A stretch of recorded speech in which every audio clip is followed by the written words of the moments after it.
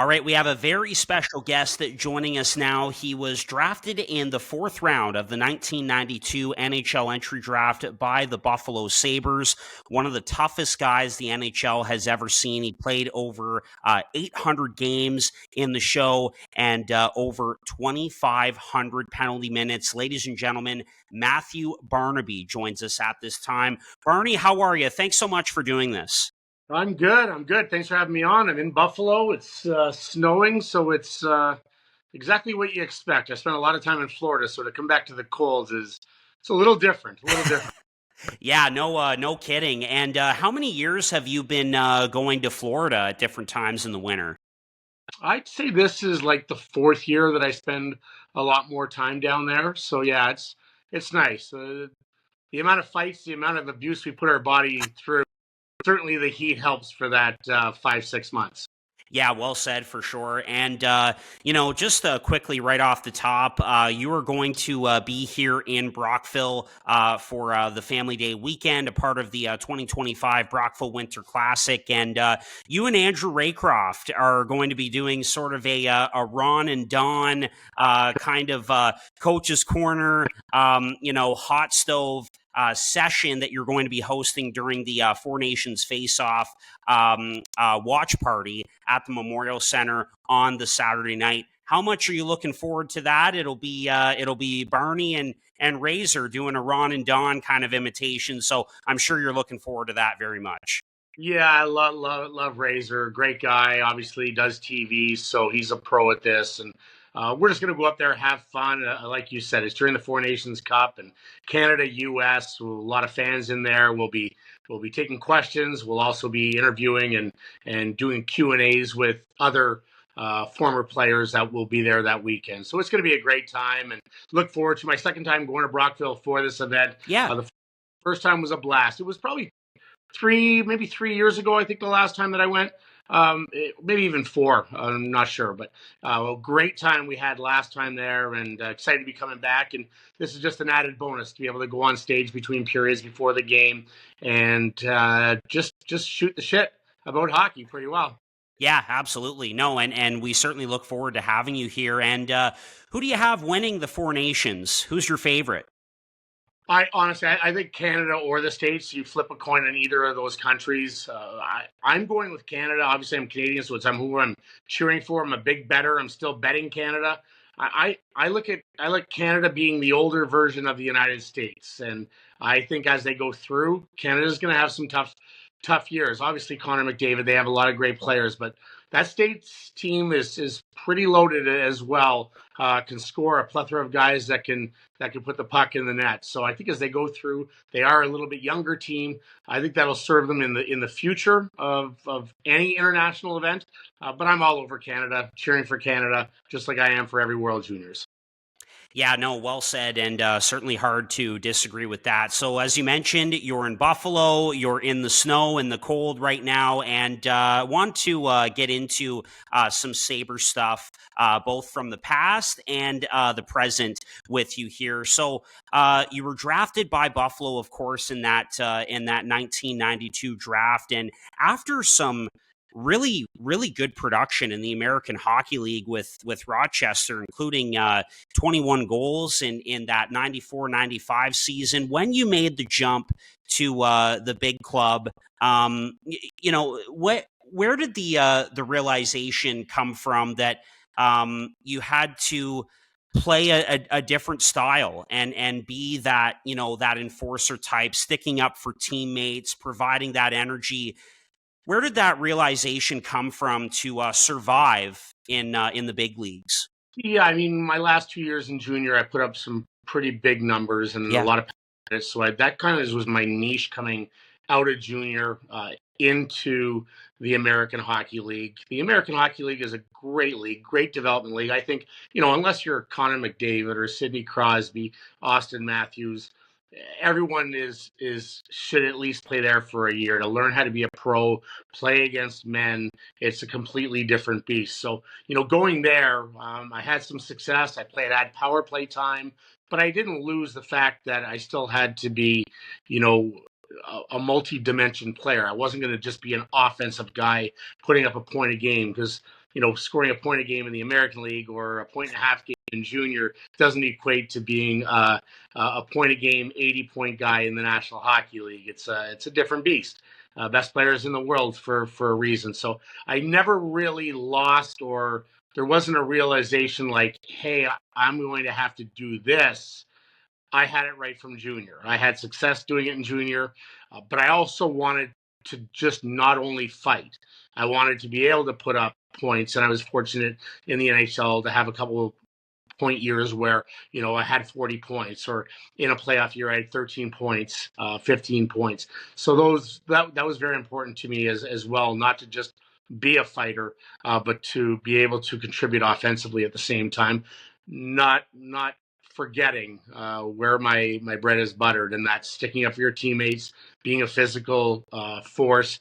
And listen, you're not going to put up three-quarters of a point a game when you got the likes of Alexander McGillney and Dale Howardchuk and Pat LaFontaine on the power play. Not a lot of power play time left for the other guys, and they're just great players, Hall of Famers that deserve that time. We interrupt this podcast to tell you about one of our favorite partners, Sign Up Expert. If you're a sports bettor, whether brand new, casual, or hardcore, listen very carefully because this ad is for you. Guys, line shopping for the best odds matters, and that's why any profitable sports bettor needs to be using multiple sports books to maximize their profits. Thankfully, there's never been a better time to get signed up, and we're here to connect you with the best promotions industry-wide. When you use our link at signupexpert.com/boysinthebooth, you can get access to all the top sportsbooks in your region, along with a review of each platform and its unique benefits. Most importantly, all of these sportsbooks have valuable sign-up offers for new users, and when you register through our link, you will automatically receive the top offer at each one, allowing you to start line shopping right away with an enhanced bankroll. Guys, it's simple. When you use multiple sportsbooks, you ensure that you can always access the best available odds, which is key to successful and profitable sports betting. So if you want to take advantage of these incredible benefits and support our brand at the same time, please consider signing up for your next sportsbook through the link in the description down below, signupexpert.com/boysinthebooth. If you're planning on signing up for a new sportsbook anyways, you might as well use the link and support the boys. So one more time, that's signupexpert.com/boysinthebooth. This podcast is also sponsored by the absolute best ticket app out there, SeatGeek. SeatGeek takes the confusion out of buying tickets, making it quick and easy to get the best deals on tickets to your favorite sporting events. SeatGeek does this awesome thing where they score each ticket out of 10 based on its value, so you know if you're getting a good or a bad deal. If the tickets are green, for example, you better act quick and secure those things because that's a good deal. But if the tickets are red, maybe wait a bit before pulling the trigger and monitor the price in the app. SeatGeek just makes it way too easy. Anyway, here's the best part though. SeatGeek has completely hooked us up. Boys in the Booth listeners get $20 off their first purchase on SeatGeek with the promo code Boys in the Booth in all caps. So click the link in the description down below to download the app, and remember to get your discounted tickets using the code Boys in the Booth in all caps. Get great seats for a fraction of the cost with SeatGeek. You mentioned some really big names there from the Sabres history, and one of the guys I want to ask you about is the Dominator, Dominik Hasek. I mean, one of the greatest goaltenders we've ever seen in the history of the game. You had a chance to play with him and see him right in front of your own eyes, and what was that like? And just to see all of the success that he had, and just the unimaginable things that he seemed to do on a nightly basis. Well, his work ethic, and I can say this because we didn't get along very well. We weren't the best friends. I've been more than open about that. Listen, bygones be bytes. It's done now, but he wasn't the greatest teammate of all time. Having said that, I've always said he's the greatest goaltender of all time, and I don't even think it's close. If you played with Patrick Waugh and you won a Stanley Cup with Patrick Waugh, he's probably your guy. If you play with Marty Brodeur in New Jersey and you won Stanley Cups, he's probably your guy. But Dominik Hasek, man, unbelievable. His work ethic was off the charts in practice. You just never knew what he was going to do. It wasn't like he was predictable because it was so unpredictable. But in his mind, it's not like he did the same things over and over, just differently. So he never, his greatest ability was just never giving up on a play. Like a lot of guys, like, do they give it that extra effort? He never, ever didn't give it that extra effort. I mean, absolutely unbelievable. So for me, if there's one game 7, and you had one goalie that you were going to put in there to win, it's definitely the Dominator. To be great players and to have success, you have to have a great coach behind the bench as well. And you got a chance to play under Ted Nolan in Buffalo for a couple of years, and I think it's a damn shame that he's not coaching right now in the National Hockey League, Barney, and I'm sure you'll agree with that. Just your thoughts on your time under Ted Nolan in Buffalo. I love him. I owe him so much. I owe so much to John Muckler for drafting me in the National Hockey League. God rest his soul, passed away a few years ago. Teddy Nolan gave me the opportunity to be an everyday player. Now, when you are given an opportunity, you have to take advantage. I was fortunate enough to have success, but certainly without Teddy, do I ever get that chance? You never know. You need a coach that loves you, right? Or that likes you and is going to give you that opportunity. Because even as became a better player over the years, there were certain coaches that just didn't like my style for whatever reason. It just wasn't there, or I wasn't their favorite player. And you could see the production that I had on with those coaches. So very fortunate at a young age to have a coach that believed in me, that trusted me, that gave me the ability to be me, be my style of player. And as much as he loved my toughness, he wanted me to play the game and play 12, 13, 14 minutes a night and have contributions offensively. And when it was time to drop the gloves, protect your teammates, listen, there was no other guy that was happier that I was going over the board. So yeah, it's a shame that he's not in the NHL now. Obviously, his other stint when he did go and got another chance with Buffalo again, it was to tank under those years.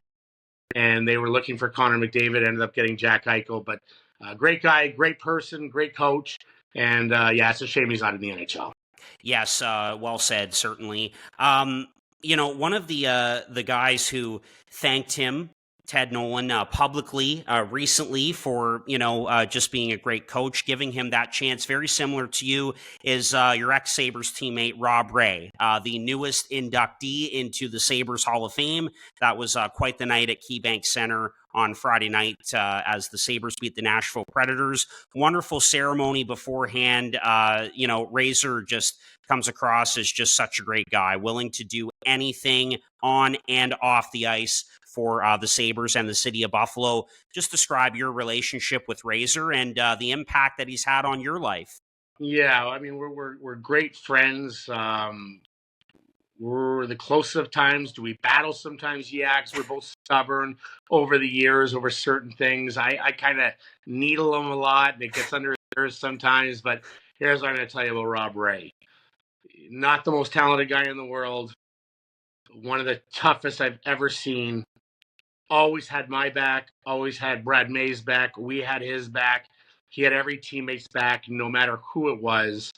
And not only is this so well deserving for all the years that he put in as a Sabre, the years of becoming and learning the trade of becoming a broadcaster, because we know that's not an easy thing as well.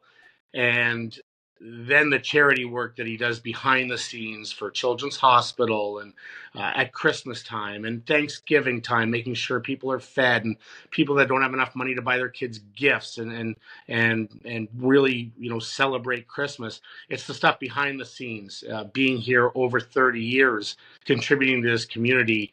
It's a no-brainer that he's in the Hall of Fame, and there was no way that I wasn't flying in from Florida to be a part of it. So it's funny in his speech when he mentioned me, he's like, I loved him, I hated him, I loved him, I hated him. But we always had each other's back. And just a tremendous human being, but glad he's finally in the Sabres Hall of Fame.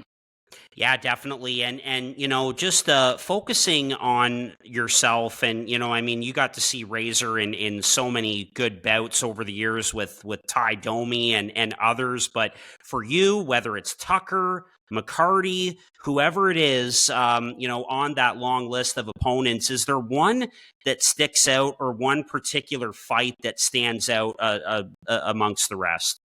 Well, I think for me, I love watching Razor Domi fights. I can watch over and over and over again and not get bored. And I've become very good friends with Ty after playing days. So love that those guys razz each other as much now than they did when they played. As for myself, Darren McCarty, it's a reminder. He cut me open for 28 stitches. I wasn't cut very often in my career in fights.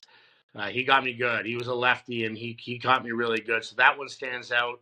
Fighting Zdeno Chara 3-4 times. Those with just go into a fight knowing you have zero chance of winning. But you look back now, you're like, okay, it's still pretty cool. Fighting a guy 6'9", should be in one of the Gladiator movies as the guy in the middle fighting lions instead of 192 Matthew Barnaby. So a lot of great fights, a lot of great. Everyone always says who was the toughest. Listen, they were all tough. At any time you drop the gloves, and I dropped over 200 times, and Razor and any of those guys would tell you any of those guys could hurt you at any time. So they get you in the right spot, whether it's the jaw, the orbital bone, the eye. You're taking a risk, and some people are like, "Oh, is it like wrestling? Is this all staged?" No, you're trying to hurt the guys on the other side. So a lot of tough guys out there. Yes, there certainly are. And Barney, going back to that 98-99 season with Buffalo, you end up getting traded to Pittsburgh that year. And then, of course, you see Buffalo go and lose in the Stanley Cup Finals to the Dallas Stars in controversial fashion. Of course, that story is well told, and that's a YouTube clip that we'll be looking up for years, especially Sabre fans. How difficult was that to leave that group of guys, and especially that year when they went on the run that they did? Yeah, I was probably a little immature at the time, just in the fact that Ted Nolan was let go. Lindy Ruff had been brought in, and he was there. And we kind of battled, but I wouldn't say it was all my fault, but I was a big part of the reason why it didn't work between myself and Lindy. I thought he was a little arrogant at the time. I obviously loved Teddy Nolan. I thought it was unjust to let him go after winning Coach of the Year. So I had a lot of pent up aggression with the Sabres organization at the time and Dom Hasek. So it was a time I asked to get traded. So it was my doing that I left. And there's nothing worse when, listen, if you're with a girl and you break up with her and she goes and dates a guy that's making twice as much money than you, twice as good looking as you, and probably has a horn twice as big as you, it stings a little bit. It catches you a little bit. If they date below you, you're like, all right, Yeah, fine, we're all good. you're feeling pretty good. Yeah. Yeah, that's just human nature. And it's the same thing when you ask to get traded, and we lose in the second round to Toronto. They go on to the Stanley Cup Final. I didn't want them to win as much as I want the city of Buffalo to have a championship. Whether it's the Bills or the Sabres, they deserve it. It's a great sports town that I absolutely love the people here, and no one would party harder than Buffalo people if they won either of those things. But I was cheering against them. Me and Maisie didn't. Maisie was traded to Vancouver. We didn't want them to win. There's nothing worse. Can you imagine the rest of my life? I'm the one that asked to get traded, and they win a Stanley Cup right away. Like that's a tough thing to deal with. Sure is. So no, I'm glad they lost. I'm sorry, Razor. I've told you that before. Dixon Ward, Michael Pekka, all of them. I'm sorry, City of Buffalo. I didn't want you to win. I'm glad it was no goal. And I'm glad it was a goal instead of no goal. It probably was a no goal and should have kept on going. And you might have won a Stanley Cup, but screw that. I'm happy. Yeah, and you know what, Barney? Like, first of all, appreciate the honesty, and I'm sure if it were Pekka, Razor, any of those guys you just mentioned, any Sabre fan out there, if they were in your position at that time, I'm sure they would be feeling the same way. You're a masochist if you don't.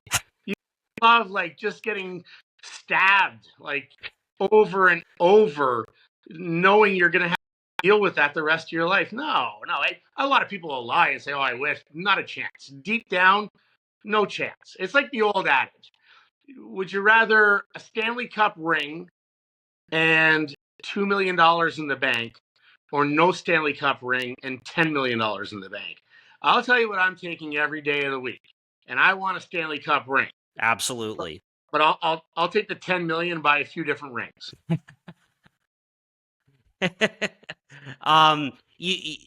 Following your time in Buffalo, some very good years for you after that, particularly with the New York Rangers, and you sort of became a fan favorite there with the Blue Shirts. So just talk about your time in New York. Obviously, there's no city like it on the planet.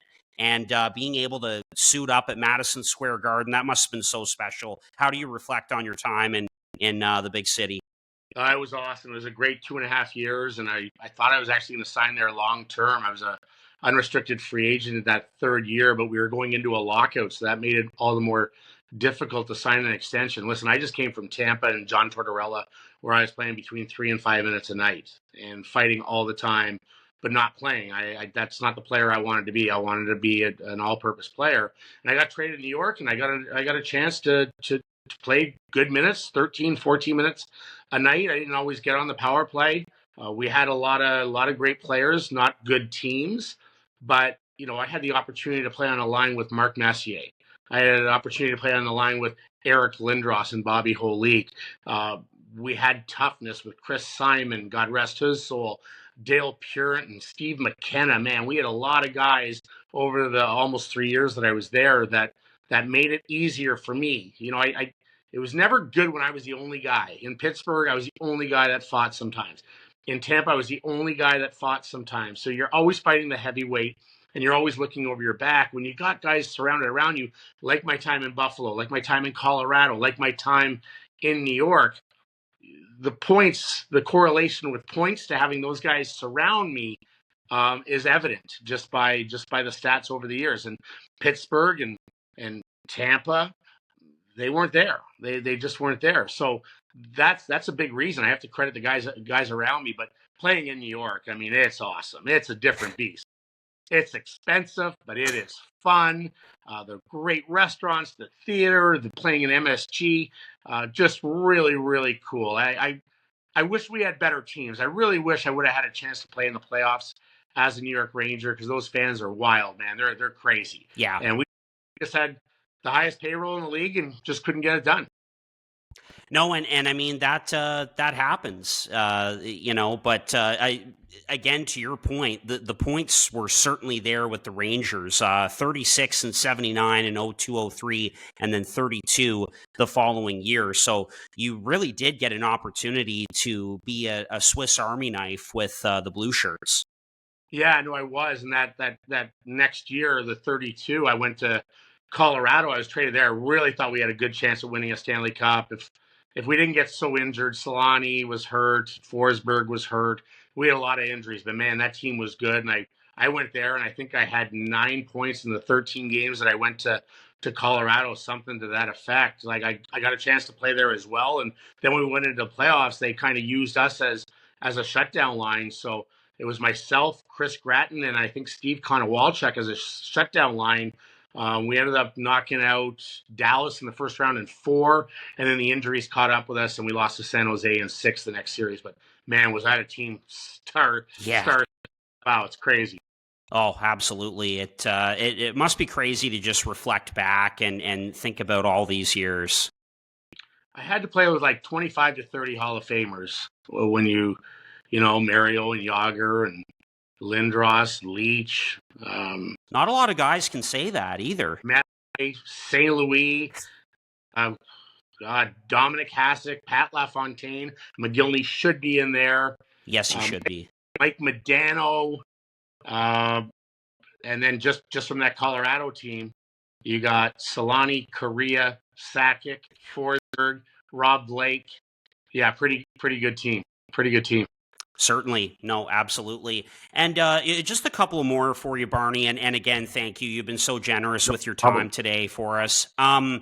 Obviously, the role that you had, that's a tough one. And we've seen some really tragic cases post hockey.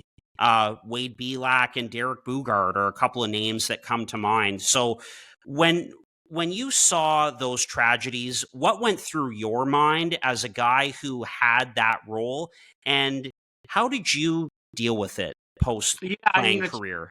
yeah, it's obviously you have to be naive to think fighting that many amount of times that any of those guys, and those are great guys that you're talking about, and you got Steve Monador, you got Rippin, like there's a lot of Yeah, guys that passed away that did the job that I did.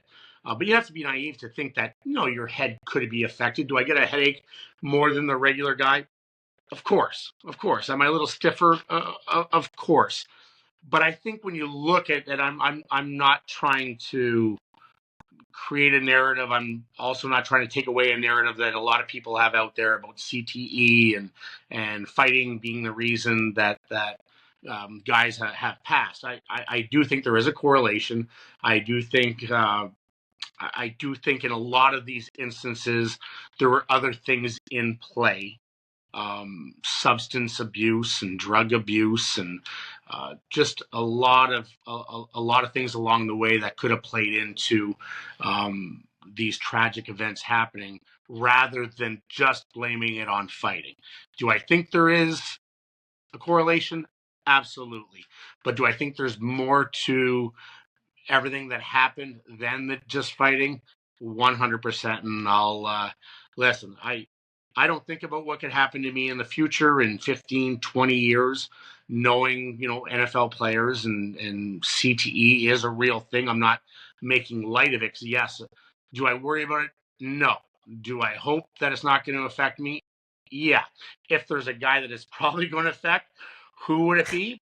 Probably me, because of the way that I fought. I was smaller and I had to take a lot of punches. But listen, I live every day. I'm very happy. I'm very lucky, except for right now because it is snowing, but it is. So yeah, no, everything's good here. No, that's good to hear that you're all smiles and in good health. That's all we want for sure. So that's great to hear. One more for you, Barney. I got to ask you about this. You were all over Twitter about the fact that there was little to no response to the hit on Tage Thompson the other day in that game between the Devils and the Sabres. As a guy who played there, 2 nights prior, the guy who is famously known for doing that sort of thing, sticking up for his teammates. Years ago there would have been Ray and Peters and you and all these guys out there sticking up for your star player. To see that, I mean, what was your reaction? It had to make your stomach sick. Like, it had to make you feel sick. Yeah, especially a team that is 11 points out of, I believe, ninth place. 11 points.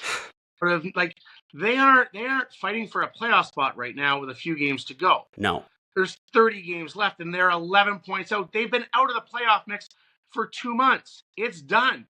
And you see your best player get decapitated. I don't even care if it's clean. I don't care if it's clean. It's your best player. You're 11 points out of the playoffs. You're at home. Go get him. Go get him. I don't care who you are. Owen Powers, you're 6'6". Samuelson, you're 6'4". I don't care who. The worst you're going to do, maybe break your nose, get a punch in the face, hold on a little bit.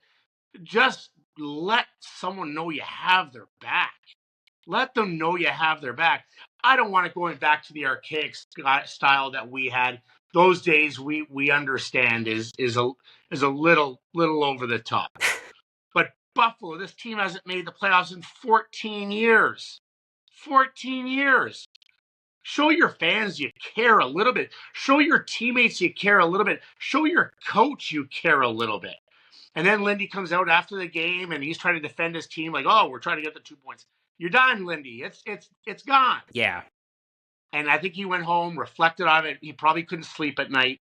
And he's like, I can't let this go. And I guarantee you tonight there's going to be fights against Columbus. It's too late. You've It already is. showed cards. You've already showed your cards. It's like cheating on your girlfriend or your wife, and then for the next week being a good boy. The damage is already done. You've already done the damage, man. You can't go buy her flowers and think it's going to be good. I'm not saying you can't repair it at some point. Sabres can repair it at some point. But if they go out and fight 5 times tonight, what does that prove? It just proves that you got yelled at by your general manager, your captains probably, and your coach. And you're embarrassed in front of your fans because guys like I and Rob that play there are disgusted by it. That's right. Unacceptable. Well, and it is. And again, to your point, Jason Zucker said the same thing that, we did get our revenge. We did settle the score. We won the game. Well, that would fly if you were 2 points out of a playoff spot, if you were right in the race, but they're not. So that's irrelevant. Listen, I used to tell guys all the time, if it's the playoffs and I get cheap shotted or a guy punches me as hard as he can in the face, do not come protect me. Do not. We'll take the power play. We win the game in the playoffs. Yeah. If we're battling in the last games for a playoff spot, do not come help me. Win the game. You're 11 points out of a playoff spot.